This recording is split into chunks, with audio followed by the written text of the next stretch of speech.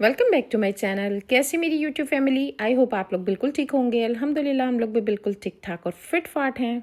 सुबह सुबह उठ के अगर काम को ख़त्म कर लिया जाए, कामों को ख़त्म कर लिया जाए तो इंसान बड़ा फ्री हो जाता है, यकीन करें। ये सिर्फ मैं ही नहीं जानती, बहुत सारे लोग जानते हैं कि जब आप सुबह उठते हैं तो आपके पास बहुत सारा दिन होता है बहुत सारे काम करने के लिए। हम 10 बजे भी उठे ना अगर, तो ऐसे लगता है कि जैसे सारा दिन वेस्ट हो गया।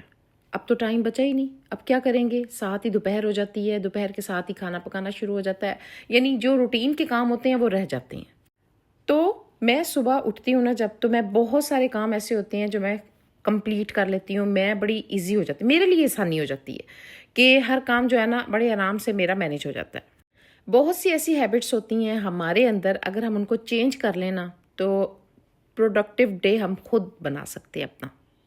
मैट्रेस के ऊपर ना ये बड़ा कंफर्टेबल सा हमने टॉप कवर है जो मैट्रेस के ऊपर हमने डाला हुआ है। इससे जो है ना बड़ा सॉफ्ट सा रहता है हमारा बेड वगैरह ना। तो ये मैंने वॉश होने के लिए दिया था, तो मैंने सोचा कि मैं अब इसको भी डाल देती हूँ, बेडशीट चेंज कर देती हूँ और बाकी जो रूम्स हैं उनकी भी बेडशीट वगैरह चेंज कर देती हूँ।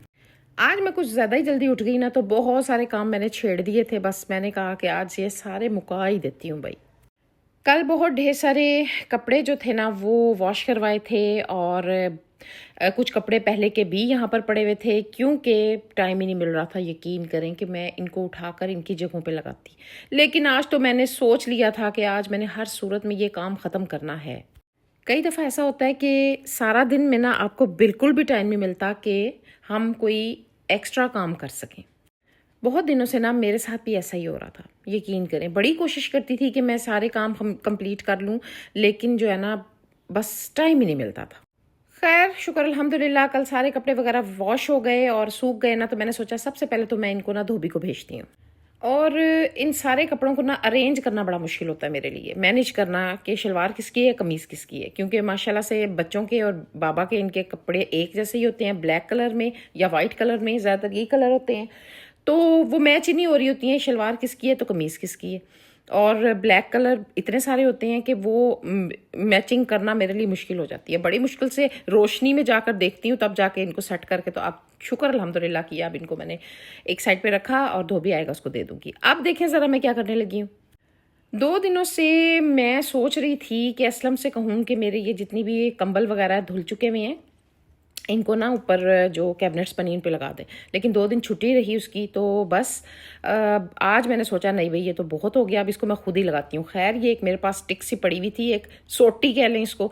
इससे मैंने ये देखें ज़रा मेरे हालात चेक करें, इससे मैंने ये सारे सेट किए। मैंने कहा जब असलम आएगा तो उसे कहूँगी कि रख के ना सीढ़ी वगैरह तो सेटिंग कर देगा इसकी। फ़िलहाल तो मैं इसको कैबिनेट में डालूँ, क्योंकि जब सारे कपड़े वॉश हो जाएं और जब इधर उधर पड़े हुए हों ना, तो वैसे ही घबराहट शुरू हो जाती है। तो इस वजह से ये काम तो मैंने आज मुकाया।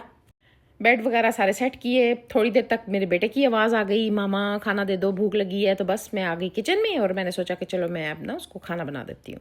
आज वैसे मैं थक बहुत शदीद गई थी, क्योंकि आज मैंने एक्स्ट्रा ही काम सारे खोल लिए थे। आज तकरीबन मैंने आपके साथ डेली रूटीन अपनी शेयर की है, जो तकरीबन सुबह 7:30 से मेरी रूटीन शुरू हुई थी और अब ये तकरीबन 2 बजे का टाइम हो रहा था। इस दौरानिए में ना मैंने बिल्कुल भी वक्फा नहीं लिया अपने लिए कि मैं थोड़ी देर के लिए बैठ जाऊँ, नहीं। मैंने कहा अब मैं चल रही हूँ ना, तो बस चलती ही रहूँ ताकि सारे काम कंप्लीट कर लूँ मैं। अब मैं थक हार के बैठना नहीं चाह रही थी। मैं चाह रही थी कि जब सारा दिन में मैं लगी रही हूँ ना, तो अभी भी मैं ना सारे काम जो रह गए हैं उनको ख़त्म करूँ और उसके बाद मैं सुकून से बैठूँ। क्योंकि अगर मैं बैठ गई ना, तो बस रिमोट आ जाएगा मेरे हाथ में, मैंने कुछ ना कुछ लगा लेना और फिर मैंने उठने का नाम नहीं लेना। वैसे मज़े की बात बताऊँ, ये आदत भी मेरे में है कि अगर मैं बैठ जाऊँ तो उठने का नाम नहीं लेती हूँ, इसलिए मैं अपने आप को बैठने नहीं देती हूँ। कुछ ना कुछ करती रहती हूँ। और वैसे भी ना इंसान थोड़ा सा ना फ्रेश रहता है, कुछ ना कुछ करता रहे ना, बैठ जाए तो बस बैठ ही जाता है। और जब कुछ करती हूँ तो सोचती हूँ अब ये क्लिप भी अपना शूट कर लेती हूँ, ये शूट कर लेती हूँ। तो इस तरह करके जो है ना अपनी क्लिप्स ले लेती हूँ मैं, और जब आप लोगों से शेयर करने होते हैं तो वो मैं शेयर कर लेती हूँ। पता है, हर दिन की शुरुआत ना एक नई उम्मीद के साथ होती है। सुबह उठते ही ना सबसे पहले खुद के लिए वक्त लाजमी निकालें।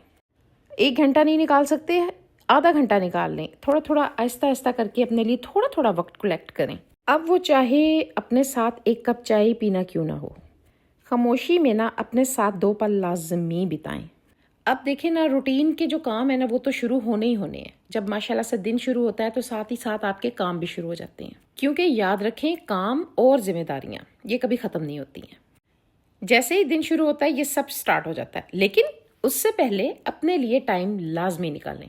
फिर देखिए आप किस तरह मोटिवेट होती हैं। मैं तो इसी तरह करती हूँ, लाजमी सुबह के टाइम अपने साथ टाइम गुजारती हूँ, जो कि मुझे बहुत अच्छा लगता है उस टाइम। चाहे मैं लॉन में चली जाऊँ, चाहे मैं डाइनिंग टेबल पे बैठ के कप चाय क्यों ना पी लूँ, मैं लाजमी अपने साथ टाइम गुजारती हूँ।